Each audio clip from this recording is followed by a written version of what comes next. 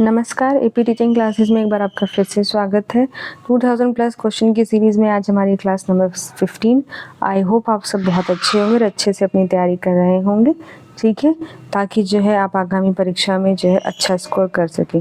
तो चलिए अब हम अपनी क्लास की शुरुआत करते हैं। आज के लिए हमारा पहला क्वेश्चन है, हु गेट्स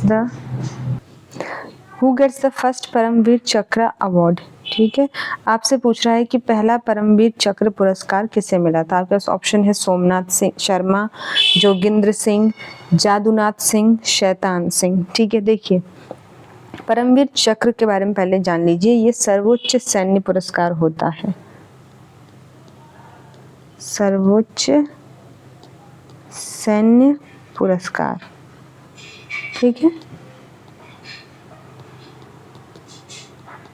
ये तब दिया जाता है जब आपने दुश्मनों के साथ जो है, जब आपका मुठभेड़ हुआ और अपने बहुत ही ज़्यादा उच्च कोटि की सर्वोच्चता और वीरता का प्रदर्शन किया है, तब ये दिया जाता है। अक्सर ये उन लोगों को मिलता है जो मरणोपरांत हो चुके हैं, यानी जिनकी डेथ हो गई है, क्योंकि अक्सर जब भी ऐसा कोई जो है वो परिस्थितियाँ होती है जब आपने बहुत शौर्य वीरता दिखाई हो दुश्मन के सामने, तो उन कंडीशन में डेथ इज समथिंग जो कि आ जाती है। ठीक है, तो अक्सर जो है लोगों को ये मरणोपरांत ही अधिकांश लोगों को मिला है। ठीक है, देखिए आपका क्वेश्चन है कि सबसे पहले किससे मिला था। ठीक है, तो आपका आंसर है सोमनाथ शर्मा, इन्हें मिला था सबसे पहले।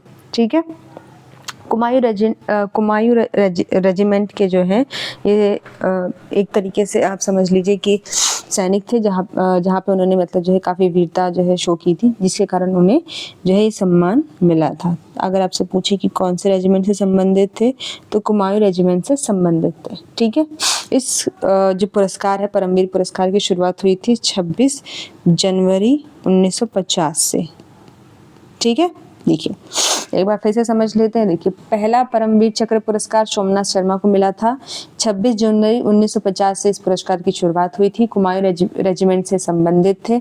ये सर्वोच्च सैन्य पुरस्कार है जो आपको शत्रु की उपस्थिति में जो है बहुत ही ज़्यादा अत्यंत शौर्यवीरता दिखाने के लिए या साहस दिखाने के लिए आपको दिया जाता है। ठीक है, और इन्हें ये पुरस्कार जो है मरणोपरांत मिला था, यानी उनकी डेथ हो गई थी जिन परिस्थितियों में उन्होंने ये अपनी वीरता दिखाई थी। ठीक है, चलिए नेक्स्ट क्वेश्चन पे चलते हैं। ठीक है, ये देख सकते हैं, ये देखिए दुश्मन की उपस्थिति में अगर आप उच्च कोटि की शौर्यवीरता और त्याग के लिए प्रदर्शन करते हैं तो 26 जनवरी 1950 को दिया था। ठीक है, कुमायूं रेजिमेंट से संबंधित थे। अगर हम अन्य लोगों को देख लें, ठीक है, तो अन्य लोग जो ऑप्शन में दिए गए हैं उन्हें कब कब मिला था, तो जो है जादूनाथ को जो है वो परमवीर चक्र जो है सोमनाथ शर्मा के बाद मिला था, उन्हें भी मरणोपरांत ही मिला था। वो ऐसे 8वें वीर राजपूत थे जब उन्हें दिया गया था। शैतान सिंह जो है वो 9वें भारतीय थे जिन्हें ये परमवीर चक्र से सम्मानित किया गया था। ठीक है, चलिए अब हम नेक्स्ट क्वेश्चन देखते हैं। Which among the following is not a example, not पूछा है, not example of first class lever। ठीक है, कौन सा जो है प्रथम श्रेणी के उत्तोलक का उदाहरण नहीं है। देखिए सबसे पहले, इससे पहले कि आप इसे समझें, आपको पता होना चाहिए कि ये जो उत्तोलक होते हैं ये होते क्या हैं, लेवर हम किसे कहते हैं। ठीक है, क्योंकि अगर आप इस कॉन्सेप्ट को नहीं समझेंगे तो फिर आप इस पूरे क्वेश्चन को हल नहीं कर सकते हैं। ये काफ़ी जो है साइंस का सवाल है, तो बहुत सारे बच्चों को इसमें जो है वो दिक्कत का सामना करना पड़ सकता है, लेकिन कोई बात नहीं, हम इसे जो है अच्छे से अच्छे तरीके से समझने की कोशिश करें। देखिए लेवर क्या होता है, एक बेसिक फॉर्म ऑफ मशीन होता है, मतलब मशीन का बहुत ही सिंपल रूप होता है। ठीक है, जिसकी सहायता से हम किसी वेट को उठाते हैं। क्या करते हैं, जिसकी सहायता से हम किसी वेट को या किसी वजन को उठाते हैं। तो मशीन का वो सामान्य स्वरूप जिसके माध्यम से हम किसी वजन को उठाते हैं। जैसे आपने ये देखा होगा, ठीक है, मान लीजिए ये लकड़ी रखी है, ठीक है, उसके ऊपर एक पटरा रखा हुआ है और यहाँ पे जो है वो 10 किलो का वजन है। ठीक है, और यहाँ आप बैठे हुए हैं। ठीक है, तो ये क्या है, ये एक सिंपल मशीन है। पहले लोग इसी तरीके से जो है चीज़ों को नापा करते थे। अब तो मशीनों की बहुत सारी वैरायटी आ गई है, लेकिन आप इसे सिंपल तरीके से समझिए। ठीक है, तो ये क्या है, लेवर, इसी को हम कहते हैं। ठीक है, चलिए अब हम देख लेते हैं। लेवर के जो है बहुत सारे पार्ट होते हैं। लेवर के 3 पार्ट होते हैं। एक होता है लोड, ठीक है, एक होता है फुलक्रम और एक होता है अफेट। ठीक है, जिसे हम हिंदी में जो है लोड यानी भार, ठीक है, ओके। उसके बाद है ये आलम कहते हैं और एफर्ट को हम बोलते हैं आयास, ठीक है। चलिए ठीक है, अब चलिए अब हम समझ लेते हैं इसकी इस पिक्चर में कौन सा क्या है। देखिए इस पिक्चर में ये है एफर्ट, ठीक है, यानी आप क्या लगा रहे हैं, दम लगा रहे हैं इसे उठाने के लिए, ठीक है। ये है फैलक्रम, ठीक है, जिसके ऊपर रख के दम लगाया जा रहा है, ठीक है। और ये है लोड, यानी जिसे उठाने के लिए दम लगाया जा रहा है, ठीक है। इतना आपको क्लियर हो गया। चलिए अब हम आपको जो है समझा देते हैं कि इनकी कौन कौन सी वैरायटी होती है, क्योंकि आपसे फर्स्ट क्लास पूछा है, ठीक है। देख रहे हैं आप यहाँ पे आपसे क्वेश्चन फर्स्ट क्लास से पूछा है, तो इसमें 3 क्लास होती है, फर्स्ट क्लास, सेकेंड क्लास और थर्ड क्लास, ठीक है। तो सबसे पहले हम फर्स्ट क्लास को समझते हैं। देखिए फर्स्ट क्लास में क्या होता है, जहाँ पे जो है जो फैलक्रम होता है, फैलक्रम वो जो होता है एफर्ट और लोड के बीच में होता है। जैसे इसे समझिए, मान लीजिए, ठीक है, ये पटा रखा हुआ है, ये इसके ऊपर रखा हुआ है, ठीक है, और ये भार है और यहाँ आप है, ठीक है। तो अब इस डायग्राम के माध्यम से समझिए, ठीक है। तो इसमें क्या है, ये आप तो एफर्ट लगा रहे हैं, ठीक है, ये जो है लोड है, इसको उठाया जा रहा है, और ये जो है फैलक्रम है, ठीक है, जो मैंने आपको सिंपल डिजाइन समझाया था, ठीक है।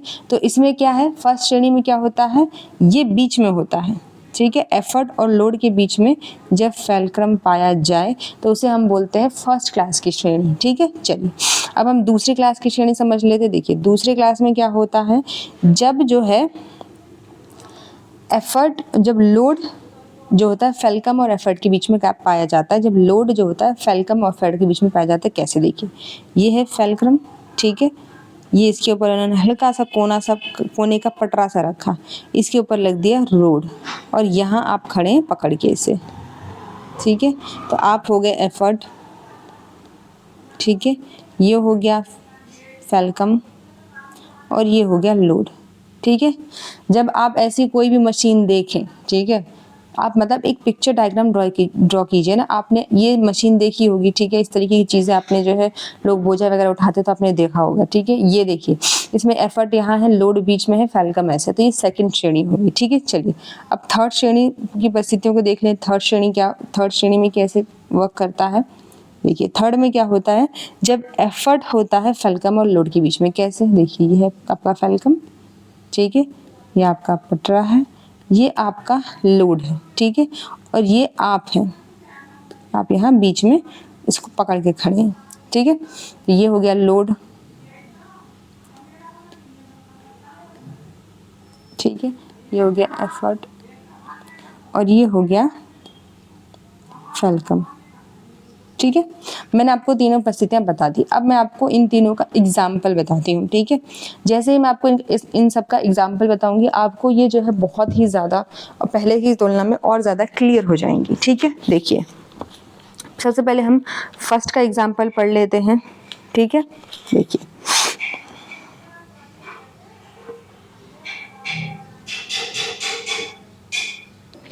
चलिए इसको हम पिक्चर के माध्यम से देखते हैं। ये देखिए, ठीक है, देखिए फर्स्ट क्लास के जो लेवर होते हैं उसमें सीजर्स आती हैं, कैंची आ जाती हैं, ठीक है, या जो हैमर होते हैं जो हम मारते हैं वो आ जाते हैं, या सीसॉ जो फिसल पट्टी, मतलब सीसॉ आपने देखा होगा, एक कोने पे एक बच्चा बैठता है, दूसरे कोने पे दूसरा बच्चा बैठता है, ठीक है, वो भी जो है फर्स्ट क्लास का। ये बैलेंसिंग या जो चीज़ को नापने के लिए, ठीक है, वेट को बैलेंस करने के लिए जो मशीन इस्तेमाल की जाती है, ठीक है, उसको हम कहते हैं जो है क्या कहते हैं, फर्स्ट क्लास लेवल, ठीक है। चलिए अब हम सेकंड क्लास लेवल को देख लेते हैं कि उनके कौन कौन से एग्जाम्पल होते हैं। सेकंड क्लास जो लेवल होता है उसके एग्जाम्पल होते हैं, जैसे दरवाजा, आप दरवाजे को खोल बंद करते हो तो वो उसका एग्जाम्पल हो गया, ठीक है। स्टेपलर्स हो गए, वो उसके एग्जाम्पल हो जाते हैं, ठीक है। नट क्रैकर हो जाता है, जिससे आप अपने जो है वो नट्स को तोड़ते हैं, या नेल चिपर हो जाते हैं, वो सब के सब जो है वो सेकेंड जो है क्लास लेवल के एग्जाम्पल है। थर्ड क्लास लेवल का एग्जाम्पल जो है वो होता है चिमटा वगैरह, ठीक है। देखिए तो अब मैंने आपको सभी एग्जाम्पल बता दिए हैं, तो अब आप बताइए कि इसमें से कौन सा जो है आंसर गलत है। देखिए एक्चुअली जो आपसे पूछा गया है, ठीक है, इसमें ये आंसर नहीं दिया है। है। तो ये क्वेश्चन जो है वो उन्होंने गलत क्रिएट किया है, इसमें आपका आंसर छिपा हुआ नहीं है, ठीक है। तो कई बार जो है एग्जामिनर आपको गलत क्वेश्चन भी दे देता है, ठीक है। तो ये जो क्वेश्चन है इसके ऑप्शंस जो है वो क्वेश्चन से मेल नहीं खाते हैं, ठीक है। इसलिए मैंने आपको डिफरेंट डिफरेंट प्रकार के एग्जाम्पल दे करके आपको तीनों कैटेगरी के एग्जाम्पल दिए, ताकि आप अगर वो कल को दोबारा से ऑप्शन चेंज करके आपको देता तो आप में कन्फ्यूजन ना हो, ठीक है। चलिए, ये डायग्राम आप याद रख सकते हैं। इस डायग्राम के माध्यम से आपको बहुत सारी चीज़ें वहाँ याद आ जाती हैं, ठीक है। ये इसका एग्जाम्पल है। चलिए क्वेश्चन देख लेते हैं। The preamble of the constitution is a feature adopted from the constitution, यानी प्रस्तावना हमने किस संविधान से लिया गया है? कनाडा के संविधान से, आयरलैंड के संविधान से, ब्रिटेन के संविधान से, या यूनाइटेड स्टेट के संविधान से? देखिए, मैंने आपको जब पिछली बार क्लासेस कराई हैं, पिछली कई क्लासेस, तो मैंने उनमें से एक क्लास में आपको संविधान के सभी स्रोतों के बारे में बताया था कि कौन सी चीज़ कहाँ से ली गई है, ठीक है। जहाँ भी लिखित संविधान पाया जाता है वहाँ प्रस्तावना जरूर पाया जाता है। प्रस्तावना का जनक हम अमेरिका को कहते हैं, ठीक है। तो हमने अमेरिकी संविधान से लिया है, ठीक है। ये क्वेश्चन मैंने आपको कहा था कि आपसे रिपीट करके पूछेगा, देखिए आपसे पूछा है, ठीक है। चलिए आगे बढ़ते हैं। देखिए ये नेक्स्ट क्वेश्चन है, ठीक है। क्वेश्चन है आपका, in Devprayag river Ganga is formed by the confluence of two river Alaknanda, ठीक है।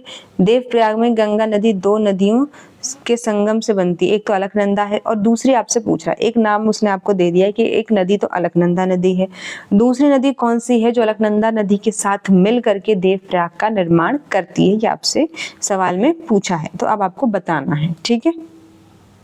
तो चलिए हम इसे जो है एक तरीके से समझ लेते हैं ताकि आप सभी को जो है आसानी हो, क्योंकि अक्सर जो है इसमें पंचप्रयाग को हम एक साथ समझ लेते हैं ताकि जो है आपका कन्फ्यूजन जो है हर तरीके से खत्म हो जाए। देखिए एक तरफ लिख लेते हैं नदियाँ,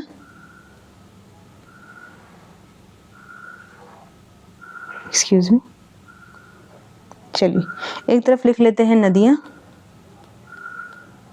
और एक तरफ लिख लेते हैं हम संगम, या जिनको हम जो है पंचप्रयाग के नाम से भी जानते हैं। इनका निर्माण किन किन नदियों से मिलकर होता है, ठीक है।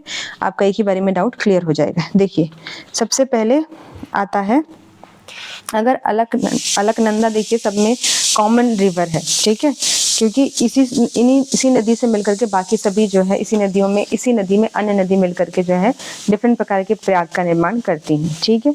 तो अगर अलकनंदा जो है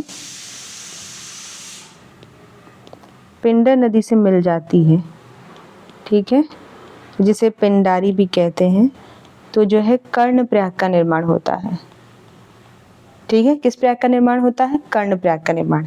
अगर अलकनंदा नदी जो है मंदाकिनी या जैसे काली नदी भी कहते हैं, काली गंगा वगैरह, ठीक है, उनसे मिल जाती है तो रुद्र प्रयाग का निर्माण होता है। किसका? रुद्र प्रयाग का, ठीक है। अगर अलकनंदा जो है भागीरथी से मिल जाती है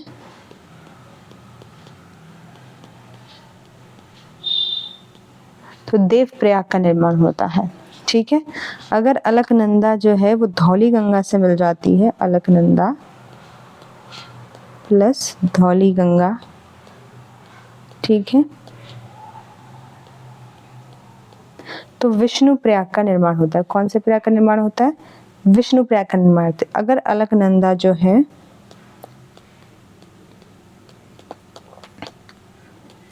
नंदकिनी नदी से मिल जाती है, ये सब नदियों के नाम है, तो नंद प्रयाग का निर्माण होता है। कौन से प्रयाग का निर्माण होता है? नंद प्रयाग का निर्माण होता है, ठीक है। तो ये जो नदियां हैं आपको याद रखना है कि अलकनंदा नदी से कौन सी नदी मिल रही है, जिसके मिलने से जो है वो कौन से प्रकार के प्रयाग का निर्माण होगा, ठीक है।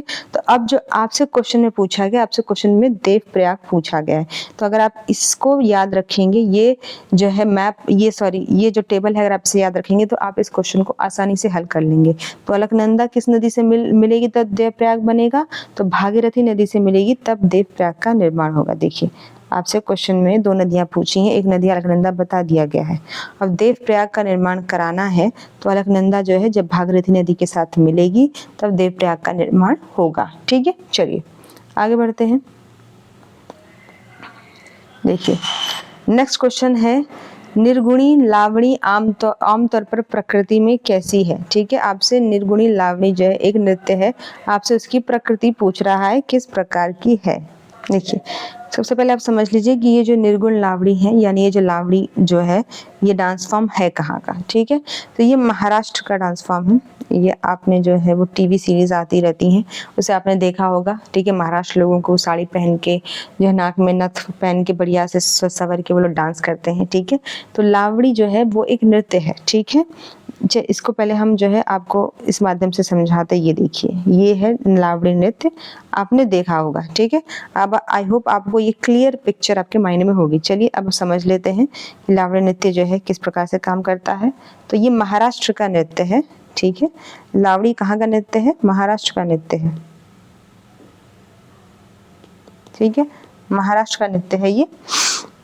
महाराष्ट्र में जो है मतलब लोक नृत्य है एक प्रकार का, दो प्रकार का ये पाया जाता है। एक तो निर्गुण लावणी होती है। ठीक है, और दूसरी का नाम होता है श्रृंगार लावणी। ठीक है, लावणी, श्रृंगार लावणी। जो निर्गुण लावणी होती है उसमें दर्शन और अध्यात्म पर ज्यादा बल दिया जाता है। निर्गुण लावणी में दर्शन और अध्यात्म पर अत्यधिक बल दिया जाता है। और जो श्रृंगार लावणी है, श्रृंगार एक रस होता है, तो इसमें रस पर बल दिया जाता है। ठीक है, तो आई होप आपको क्लियर हो गया हो। ठीक है, कि लावणी जो है महाराष्ट्र का लोक नृत्य है। ठीक है, इसके दो जो है प्रकार है, एक निर्गुण लावणी होती है, एक श्रृंगार लावणी होती है। जो निर्गुण लावणी है वो दर्शन और अध्यात्म पर ज्यादा बल देती है। ठीक है, और जो श्रृंगार लावणी है, क्योंकि श्रृंगार एक रस का नाम है, तो आप इसी तरह से याद कर सकते हैं कि एक रस लावणी है। ठीक है, तो आपका क्वेश्चन का आंसर क्या होगा कि दार्शनिक जो है प्रकृति को जो है ये प्रदर्शित करता है। देखिए, ये देखिए, महाराष्ट्र राज्य का एक लोक नृत्य है। जो तमाशा जो शैली है उसी का एक अंग है लावणी भी। ठीक है, और ये जो है दो प्रकार के होते हैं, निर्गुण लावणी और श्रृंगार लावणी। ठीक है, निर्गुण में जो है वो दार्शनिकता पर और अध्यात्म पर ज्यादा बल दिया जाता है, और श्रृंगार लावणी में जो है श्रृंगार रस में जो है श्रृंगार रस में डूबी होती है या उस पर ज्यादा बल दिया जाता है। ठीक है, चलिए ये मैंने आपको पिक्चर दिखा दी है ताकि आपको जो है आसानी हो याद करने में। चलिए नेक्स्ट क्वेश्चन पे चलते हैं। Highest peak of Mount Elbert. ठीक है, माउंट एल्बर्ट का सबसे मतलब सॉरी माउंट एल्बर्ट किसका सबसे उच्चतम बिंदु है, आपसे ये पूछा गया है। ठीक है, कौन सी जो है पर्वतमाला का सबसे उच्चतम बिंदु है। पूर्वी घाट हमारे पहले बात अगर आप एलिमिनेशन मेथड देखें तो पूर्वी घाट पॉसिबल नहीं, क्योंकि वो इंडिया में पाया जाता है, माउंट एल्बर्ट इंडिया में नहीं है। ठीक है, फिर आपके पास आता है रॉकीज, एटलस या जो है वो एल्ब्रूज। ठीक है, देखिए एल्ब्रूज भी जो है इसमें नहीं, एटलस भी जो है वो दूसरे कॉन्टिनेंट में पाया जाता है। रॉकीज जो है इसका सही आंसर है। रॉकी माउंटेन जो होते हैं वो उत्तरी अमेरिका में पाए जाते हैं। ठीक है, और उसका सबसे हाईएस्ट बिंदु जो है माउंट एल्बर्ट है। मैंने कल आपको जो है एंडीज माउंटेन की सबसे ऊंची श्रृंखला के बारे में बता चुकी हूँ ऑलरेडी। यहाँ पे ये आपसे रॉकी माउंटेन की सबसे ऊंची श्रृंखला के बारे में पूछ रहा है। ठीक है, चलिए देख लेते हैं एक बार मैं आपके माध्यम से। ये देखिए, ये जो है ये उत्तरी अमेरिका का रीजन है, यहाँ से जो है वो रॉकी माउंटेन्स जो है वो फैले हुए हैं। इसका सबसे ऊंचा जो श्रेणी है वो है माउंट एल्बर्ट। ठीक है, आई होप आपको क्लियर हो गया, आपको समझ में आ रहा हो कि वो आपसे ज्योग्राफी में अगर पर्वतों से क्वेश्चन पूछ रहा है तो किस प्रकार से क्वेश्चन जो है वो पूछना चाहता है। ठीक है, उसकी क्या जो है मतलब एग्जामिनर की क्या मंशा है आपसे इस प्रकार के क्वेश्चन पूछने की। ठीक है, तो चलिए आगे बढ़ते हैं। अब हमारा नेक्स्ट क्वेश्चन है, what type of ore is zinc, यानी जिंक जो है किस प्रकार का अयस्क है, आपसे इसकी प्रकृति के बारे में पूछ रहा है। ठीक है, हालिड अयस्क है, सल्फाइड अयस्क है, कार्बोनेट अयस्क है या ऑक्साइड अयस्क है। देखिए ये एक सल्फाइड अयस्क है। ठीक है, यानी जिंक जो होता है वो एक तरीके से मान लीजिए इन्वायरमेंट में ये फ्री तरीके से नहीं पाया जाता, यानी सिर्फ जिंक आपको नहीं मिलेगा। जिंक आपको किसी न किसी अन्य धातु के साथ मिश्रित स्वरूप में मिलता है। किस स्वरूप में मिलता है? मिश्रित स्वरूप में। तो मिश्रित स्वरूप में किसके साथ पाया जाता है? तो सल्फर के साथ पाया जाता है, जिसको हम बोलते हैं सल्फाइड। ठीक है, सल्फाइड या सल्फर के जो है यौगिक के साथ ये पाया जाता है। ठीक है, जैसे मैंने आपको बता दिया। ठीक है, ये किस किस कलर का, देखो कई जगह तो ये नीला कलर का होता है। ठीक है, कहीं ये सफेद कलर का होता है, कहीं ये भंगुर कलर का होता है। ठीक है। और जो इसका कथनांक होता है यानी जिसमें ये पिघल जाता है वो है 920 डिग्री सेल्सियस, ठीक है। और ये तापमान का यानी टेम्परेचर का और इलेक्ट्रिसिटी का जो होता है वो सुचालक होता है, यानी इससे जो है वो हीट हो, ठीक है, या फिर जो इलेक्ट्रिसिटी हो वो आसानी से ट्रांसफर हो जाती है, ये इसकी विशेषता है, ठीक है। याद रखिएगा, हो सकता है कि अगली बार ये आपसे ये ना पूछे कि ये किस प्रकार का अयस्क है, हो सकता है ये आपसे पूछ ले स्टेटमेंट देके कि क्या जिंक से जो है ऊष्मा और ताप का सुचालन होता है या नहीं, ठीक है।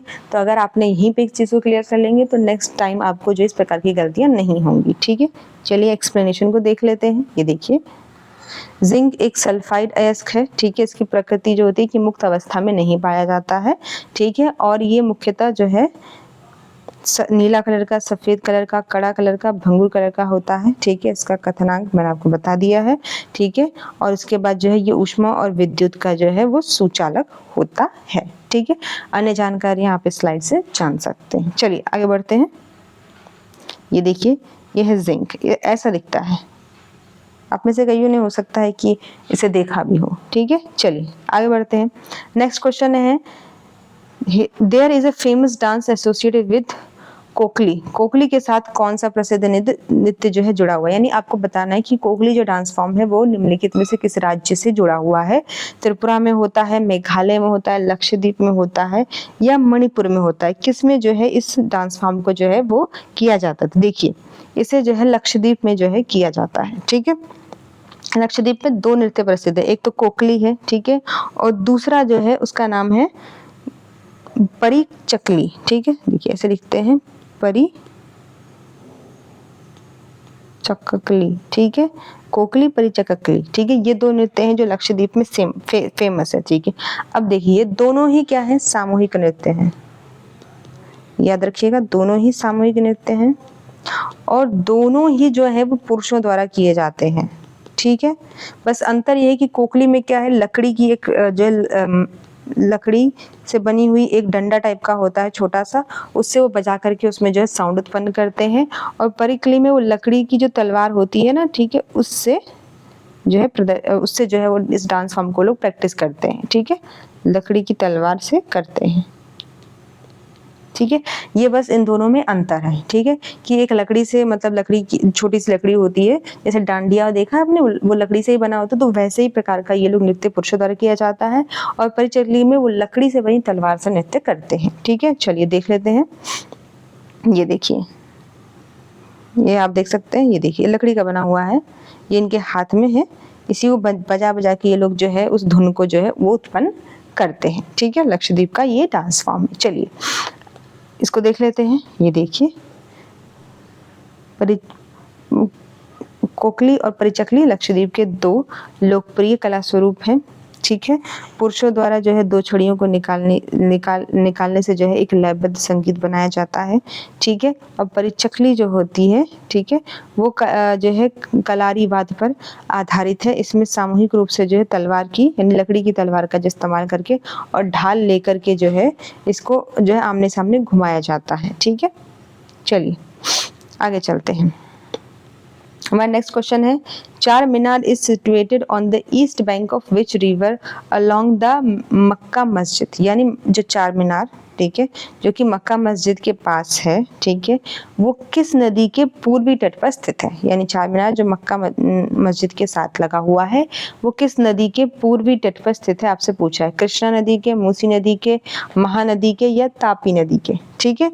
तो किस नदी में जो है, किस नदी के पास जो है वो चार मीनार स्थित है। तो देखिए, चार मीनार जो है वो मूसी नदी के पास स्थित है और मूसी नदी जो है वो तेलंगाना से बहती है। कहाँ से बहती है? तेलंगाना से बहती है, ठीक है। याद रखना बहुत ज़्यादा ज़रूरी है आपके लिए। इसका निर्माण, चार मीनार का निर्माण जो है वो 1591 में किया था। जिन शासक ने इनका निर्माण किया था उनका नाम है मोहम्मद कुली कुतुब शाह। यानी आप कुतुब मीनार वाले से मत कंफ्यूज कर लीजिएगा, ठीक है। कुतुब शाह, मोहम्मद कली कुतुब शाह ने जो है इसका निर्माण करवाया था। अब मैंने आपको बताया कि जब भी किसी चीज़ का निर्माण होता है तो किसी न किसी के उपलक्ष्य में होता है। तो इसका निर्माण तब कराया गया था जब वहाँ पर हैदराबाद के आसपास जो है काफ़ी प्लेग फैल गया था उस टाइम पे। तो जब वो प्लेग को जड़ से ख़त्म कर दिया गया तो उसके उपलक्ष्य में, उसकी खुशी के उपलक्ष्य में उन्होंने जो है चार मीनार का निर्माण जो है वो करवाया था। चलिए देख लेते हैं। देखिए ये है चार मीनार, ये इसकी पुरानी फोटो है जब ये बन रहा था, ठीक है। और ये इसकी नई फोटो है, ये ऐसे है, मूसी नदी के पास ये स्थित है, ठीक है। ये देखिए चार मीनार जो है भारतीय राज्य तेलंगाना की राजधानी हैदराबाद की सबसे प्रसिद्ध और महत्वपूर्ण स्मारक है जो मूसी नदी के तट पर स्थित है। इसे 1591 में मोहम्मद कुली शाह कुतुब द्वारा जो है वो बनाया गया था, ठीक है। प्लेग उन्मूलन के उपलक्ष्य में से बनाया गया था, ठीक है। चलिए आगे बढ़ते हैं। नेक्स्ट क्वेश्चन है हमारा, पेंच नेशनल पार्क, ठीक है, इज सिचुएटेड इन, यानी पेंच राष्ट्रीय उद्यान जो है कहाँ स्थित है। आपके पास ऑप्शन है असम राज्य में स्थित है, ठीक है, या उत्तर प्रदेश राज्य में स्थित है, या मध्य प्रदेश राज्य में स्थित है, या तमिलनाडु राज्य में स्थित है। देखिए ये आंसर बहुत इजी है, सबको पता है कि ये एमपी में स्थित है। पेंच जो कहते हैं राष्ट्रीय उद्यान है वो कहाँ स्थित है, वो एमपी में स्थित है, ठीक है। चलिए हम देख लेते हैं कि एमपी में और कौन कौन से राष्ट्रीय उद्यान स्थित है। तो देखिए एमपी में कान्हा राष्ट्रीय उद्यान स्थित है, ठीक है। दूसरा है बांधवगढ़, एमपी में बहुत सारे राष्ट्रीय उद्यान स्थित हैं, आपको पता होना चाहिए, ठीक है। बांधवगढ़, उसके बाद है पन्ना टाइगर रिजर्व, उसके बाद पेंच आपको बता ही दिया है, सतपुड़ा रेंज है जो कि वहीं से निकलती है, तो आपको पता होना चाहिए। फिर है संजय दुबरी नेशनल पार्क, ये वही संजय दुबे नेशनल पार्क है जहाँ पर बौद्धों की गुफाएं पाई जाती थी, कनेरी गुफाएं। मैंने आपको ये क्वेश्चन करा चुकी हूँ, वही संजय नेशनल पार्क की बात यहाँ पे हो रही है, ठीक है। उसके बाद है माधव राष्ट्रीय उद्यान, वन विहार राष्ट्रीय उद्यान, ठीक है। उसके बाद आते हैं फॉसिल राष्ट्रीय उद्यान, ठीक है, फॉसिल राष्ट्रीय उद्यान, और एक डायनासोर का नाम से भी जो है राष्ट्रीय उद्यान वहाँ पे है। तो ये राष्ट्रीय उद्यान है जो कि कहाँ पाए जाते हैं, जो कि पाए जाते हैं एमपी में यानी मध्य प्रदेश में, ठीक है। चलिए आगे बढ़ते हैं। नेक्स्ट क्वेश्चन है हमारा, कैप्रा एगाग्रोस हिरस किसका वैज्ञानिक नाम है, आपसे पूछ रहा है, ठीक है। मैं प्रोनाउंसिएशन के लिए आपसे पहले से ही माफी चाहती हूँ क्योंकि ऐसे जो साइंटिफिक नेम होते हैं इनका प्रोनाउंसिएशन सब लोग सही नहीं कर पाते हैं, ठीक है। तो आपके पास ऑप्शन है कुत्ता का नाम है, ये गाय का नाम है, गधा का नाम है, बकरी का नाम है, ठीक है। तो देखिए ये किसका नाम है, ये बकरी का नाम है। चलिए हम बाकियों का जो साइंटिफिक नेम देख लेते हैं। देखिए कुत्ता है, कुत्ता का साइंटिफिक नेम है कैनिस फैमिलियर्स, ठीक है, फैमिलियर्स। गाय का नाम है बोस इंडिकस, गधा का नाम है इकिकस आसिनस, ठीक है। बकरी का नाम है काप्रा एग्रोग्रस हिरकस, ठीक है। ये इनका नाम है, इसको जो है आप याद कर लीजिएगा, ठीक है। चलिए नेक्स्ट क्वेश्चन पे बढ़ते हैं। Bermuda triangle is located in the ocean, आपसे पूछा है कि बरमुडा ट्राइंगल जो है कौन से ओशन में जो है वो पाया जाता है। अटलांटिक ओशन में, प्रशांत महासागर में, उत्तरी ध्रुव में, हिंद महासागर में। देखिए हिंद महासागर इसका इससे कोई लेना देना नहीं है, उत्तरी ध्रुव से भी इसका कोई लेना देना नहीं है, ठीक है। अब आपके पास दो ऑप्शन है, प्रशांत महासागर या अटलांटिक महासागर, ठीक है। देखिए मैंने आपको महासागरों की स्थिति आपको मैंने नक्शे के माध्यम से, ग्लोब पे नक्शे के माध्यम से समझाई थी। मैंने आपको बताया था कि अटलांटिक ओशन कहाँ स्थित है और प्रशांत महासागर कहाँ स्थित है। तो प्रशांत महासागर में भी नहीं, ये अटलांटिक ओशन में स्थित है। चलिए पिक्चर के माध्यम से समझ लेते हैं। ये देखिए ये रीजन है पैसिफिक ओशन का, ठीक है। ये जो रीजन है ये है अटलांटिक ओशन, ठीक है। तो ये कहाँ से कहाँ के बीच में फॉर्म करता है, तो ये बरमूडा एक छोटा सा जो है द्वीप है, वहां से लेकर के मायामी, ठीक है, से होता हुआ ये जो है पोर्टो रिको और बरमूडा के बीच में ये स्थितियां पैदा होती हैं। ये एक एक्चुअली ये यहाँ पे इस प्रकार की जो है वो करंट पैदा होती है जिसकी वजह से अगर इसकी, क्योंकि इस करंट में फोर्स बहुत ज़्यादा होता है, तो इसके ऊपर से अगर कहीं कोई हवाई जहाज वगैरह अगर गुजरता है या कोई भी चीज़ गुजरती है तो वो गायब हो जाती है, ठीक है, ऐसा माना जाता है, काफ़ी फेमस है, ठीक है। यहाँ से जो है जो भी गायब हो जाता है वो कभी वापस नहीं आता है, ऐसा मतलब इसके बारे में प्रचलन है, ठीक है। इसको देखिए, इसको त्रिभुज या मौत का त्रिकोण या भूतहा त्रिकोण भी कहा जाता है और ये उत्तर पश्चिमी अटलांटिक महासागर में स्थित है, ठीक है। और विमानों की मैंने आपको बताया था अनियंत्रित और लापता होने की घोषणा यहाँ पर आपको मिलती रही है। ठीक है, चलिए नेक्स्ट क्वेश्चन देखते हैं। देखिए आपसे नेक्स्ट क्वेश्चन ने पूछा part of flower which receive pollen grain during pollination, यानी फूल का वह भाग का बताइए जो परागण के दौरान परागण कणों को प्राप्त करता है, वो कौन सा है? स्टिग्मा है, रंध्र है, पत्ती है, क्लोरोफिल है। देखिए ये काफी इजी क्वेश्चन है, स्टिग्मा ही प्राप्त करता है। ठीक है, चलिए देख लेते हैं स्टिग्मा किस हिस्से को कहते हैं। ये देखिए ये हिस्सा होता है स्टिग्मा और ये होते हैं पॉलन, ये वो हिस्से हैं जो पॉलन बनाते हैं। ठीक है, तो ये मान लीजिए यहाँ पे सेम फ्लावर, यहाँ पे कोई दूसरा फ्लावर है। ठीक है, मान लीजिए, ठीक है, ये इसके पॉलन है, ये उसका स्टिग्मा है। ठीक है, अब इसका पॉलन जो है इसके स्टिग्मा पे आ जाएगा। ठीक है, तो वो क्या हो जाएगा? पॉलिनेशन हो जाएगा। अभी देखिए पॉलिनेशन दो प्रकार के होते हैं, सेल्फ पॉलिनेशन और क्रॉस पॉलिनेशन। देखिए सेल्फ पॉलिनेशन में क्या होता है, इसका खुद का ही ये पॉलन है, ये उसी के स्टिग्मा पे आके गिर गया, यानी उसने खुद को ही जो है वो पॉलिनेट कर लिया। अब मान लीजिए ये दो फ्लावर हैं, ठीक है, ये इस फ्लावर का पॉलन है, ठीक है, ये गया, ठीक है, और ये इसके स्टिग्मा पे गिर गया, ठीक है, यहाँ से उड़ते हुए। तो इसने क्या किया? क्रॉस पॉलिनेशन, यानी दूसरे पौधे का पॉलन जो है दूसरे उसके स्टिग्मा में गिर जाए, तो इसको कहते हैं हम क्रॉस पॉलिनेशन। ठीक है, चलिए आई होप इस पिक्चर के माध्यम से जो है आपको क्लियर हो गया हो, किसी प्रकार का कोई डाउट ना हो। ठीक है, चलिए आगे बढ़ते हैं।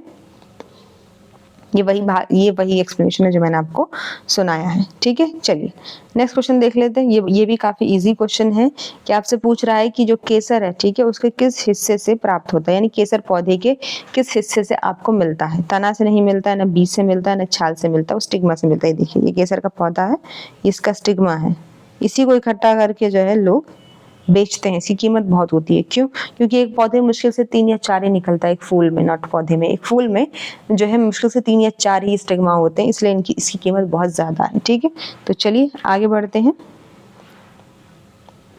एक्सप्लेनेशन देख लेते हैं। देखिए एक प्रकार का मसाला होता है, इसकी खेती Spain, Italy, Greece, Turkmenistan, Iran, चीन और भारत में होती है, लेकिन मुख्यतः ये दक्षिणी यूरोप का जो है फसल है। ठीक है, भारत में इसकी जो खेती सिर्फ जम्मू और कश्मीर तक ही सीमित है। ठीक है, भारत के बाकी सभी हिस्सों में इसकी खेती नहीं की जाती है, क्योंकि वहाँ पे उस तरह का तापमान अवेलेबल नहीं है। चलिए नेक्स्ट क्वेश्चन देखते हैं। ठीक है, first bank in India, Bharat के पहले बैंक का नाम आप बताइए। भारतीय state bank, general bank of India, central bank of India या फिर बैंक ऑफ बॉम्बे। देखिए इसका आंसर होगा जनरल बैंक ऑफ इंडिया।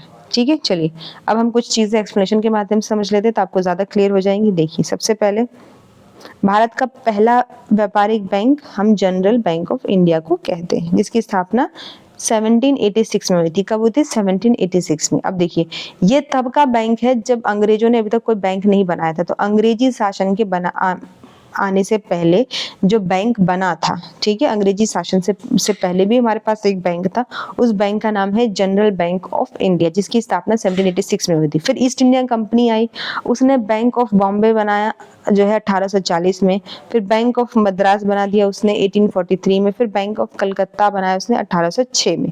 फिर इन तीनों बैंकों को मिलाकर के उसने संयुक्त रूप से प्रेसिडेंटी बैंक बना दिया। ठीक है, यानी आप यहाँ से क्या समझे? सबसे पहले हमारे पास एक खुद का अपना बैंक हुआ करता था 1786 में, जिसको हम बोलते थे जनरल बैंक ऑफ इंडिया। फिर जो है ईस्ट इंडिया कंपनी आई, उन्होंने सबसे पहले बैंक ऑफ कलकत्ता की स्थापना की 1806 में, फिर उन्होंने जो है बैंक ऑफ बम्बई बनाया 1840 में, फिर उन्होंने बैंक ऑफ मद्रास बनाया 1843 में, फिर इन तीनों को मिला दिया, जिसको हमने प्रेसिडेंटी बैंक के नाम से जानते हैं। ठीक है, यही जो है आपसे पूछा गया, क्योंकि बहुत सारे लोगों को बैंक ऑफ बम्बई, मद्रास और कलकत्ता तो पता है, लेकिन जनरल बैंक ऑफ इंडिया के बारे में बहुत ही कम नॉलेज लोग रखते हैं। ठीक है, चलिए अब अन्य चीजों को देख लेते हैं। भारत द्वारा प्रबंधित सीमित दायित्व वाला पहला बैंक आपसे पूछ ले, ठीक है, तो अवध वाणिज्य बैंक जो है वो प्रतिबंधित सीमित दायित्व वाला बैंक है। अगर जो है भारतीय पूंजी के साथ स्थापित पहला बैंक पूछे तो पंजाब नेशनल बैंक है। पहला विदेशी बैंक पूछे तो HSBC भारत का पहला विदेशी बैंक है।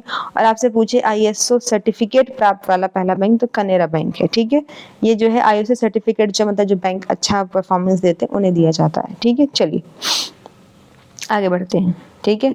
नेक्स्ट क्वेश्चन है आपका what is the standard pulse rate, ठीक है, यानी एक मानक पल्प दर क्या है। पल्स रेट होता है ये जो आपकी, आप अपने हाथ को पकड़े, ठीक है, तो आपको यहाँ पे जो है वो पल्स, अगर आप हल्के से अपनी पकड़ते हैं नाड़ी को, ठीक है, तो उसमें हल्का सा स्पंदन सा होता है, ठीक है, तो 1 मिनट में ये कितनी बार धड़कता है उसी को बोला जाता है पल्स रेट, ठीक है। आपके पास ऑप्शन है 70 बार, 69 बार, 75 बार, 72 बार। देखिए 72 बार जो है किसी भी मनुष्य का दिल जो है 72 बार धड़कता है 1 मिनट में, ठीक है, इसलिए हमारा पल्स रेट भी 72 होता है, ठीक है।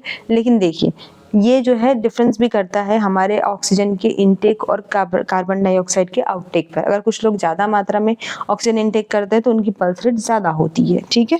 चलिए ये देख लीजिए, ये मैंने आपको बताया था, ठीक है। अगर आप भ्रूण अवस्था में यानी आप जो है अभी अपनी माँ के गर्भ में हैं, ठीक है, तो आपका दिल 1 मिनट में 150 बार धड़कता है, जो कि ऑक्सीजन के अवशोषण और कार्बन डाइऑक्साइड के उत्सर्जन के अनुसार भिन्न भिन्न हो सकता है, ठीक है। यही बात मैंने आपको बताई इसमें भी। चलिए नेक्स्ट क्वेश्चन देख लेते हैं। देखिए नेक्स्ट क्वेश्चन है नेपाल अपनी सीमा 5 भारतीय राज्यों के साथ साझा करता है, वो कौन कौन से हैं।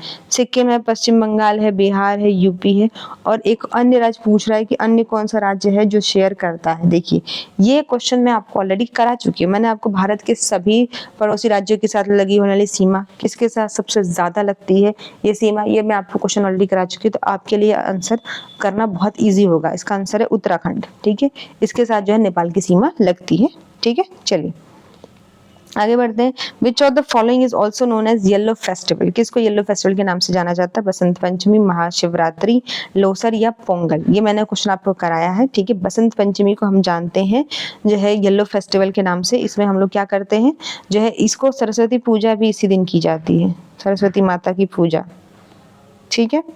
इधर हम लोग पीला कपड़ा पहनते हैं, ठीक है, पतंग वतंग कुछ लोग उड़ाते हैं, ठीक है। और ये जो है भारत में, बांग्लादेश में और नेपाल वगैरह राज्यों में जो है इसे मनाया जाता है। इसे मुख्यतः हम जो है वो चैत्र मास के शुक्ल पक्ष की पंचम तिथि को जो है इस उत्सव को मनाते हैं, ठीक है। चलिए आगे देख लेते हैं एक्सप्लेनेशन। ये देखिए ये एक हिंदू त्योहार है, ठीक है। विद्या की देवी सरस्वती की इसमें पूजा की जाती है। ये भारत में, पश्चिम जो है बांग्लादेश में और नेपाल में मनाया जाता है। पीले वस्त्र धारण करते हैं, ठीक है। और बसंत ऋतु के स्वागत के लिए इसे माघ महीने, सॉरी चैत्र नहीं, माघ महीने की शुक्ल पक्ष की पंचमी तिथि में इसे मनाया जाता है, ठीक है। चलिए आगे बढ़ते हैं। नेक्स्ट क्वेश्चन है which law states that the rate of expression of gas is, ठीक है, expression of gas is inversely proportional to the square root of their density under equal condition of temperature and pressure। कौन सा नियम कहता है कि गैसों के प्रसार की दर तापमान और दाब के समान परिस्थितियों के तहत उनके घनत्व के प्रोलकन के विपरीत अनुपातिक होती है। घनत्व के वर्गमूल के विपरीत अनुपातिक होती है। आपसे पूछा ये नियम किसने दिया है, केपलर ने दिया है, बॉयल ने दिया है, ग्राहम ने दिया है या चार्ल्स ने दिया। ये नियम किसके द्वारा जो है प्रतिपादित किया गया है। देखिए ये नियम जो है वो ग्राहम ने दिया है। इस तरह के समझिए। देखिए सबसे पहले आप इसे समझिए, आपको पता होना चाहिए एक्सपेंशन क्या होता है। ये जो आपसे पूछा है, ठीक है, एक्सपेंशन यानी प्रसार कहते किसे। मान लीजिए ये ए डब्बा है, ठीक है, इसमें कुछ गैस है। ये बी डब्बा है, ठीक है, इसमें एक गैस है। दोनों अलग अलग गैस है। मान लीजिए इसमें ऑक्सीजन, इसमें कार्बन डाइऑक्साइड है। अब जैसे इस डब्बे को आप खोलोगे, ठीक है, तो जो गैस एनवायरनमेंट में फैलेगी तो क्या होगी, ये दोनों डब्बे की गैस आपस में यानी ऑक्सीजन और कार्बन डाइऑक्साइड आपस में मिल जाएंगे, ठीक है। इसी को हम बोलते हैं एक्सपेंशन करना, यानी इसी को हम बोलते हैं कि गैसों का प्रसार होना। देखिए गैसों के जो कण होते हैं ना वो आपस में काफी दूर दूर होते हैं, ठीक है।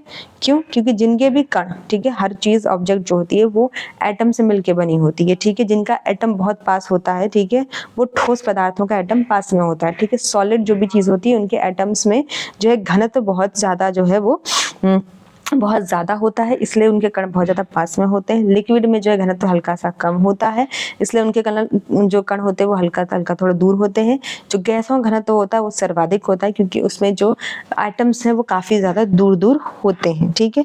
तो ग्राहम ने यही नियम दिया है। ग्राहम यही कहते हैं कि जैसे जैसे जो है घनत्व जैसे जैसे दाब और तापमान को, अगर आप मान लीजिए दाब और तापमान को आप बढ़ाते हैं, ठीक है, तो जो गैस का घनत्व है, ठीक है, वो क्या हो जाएगा, कम हो जाएगा।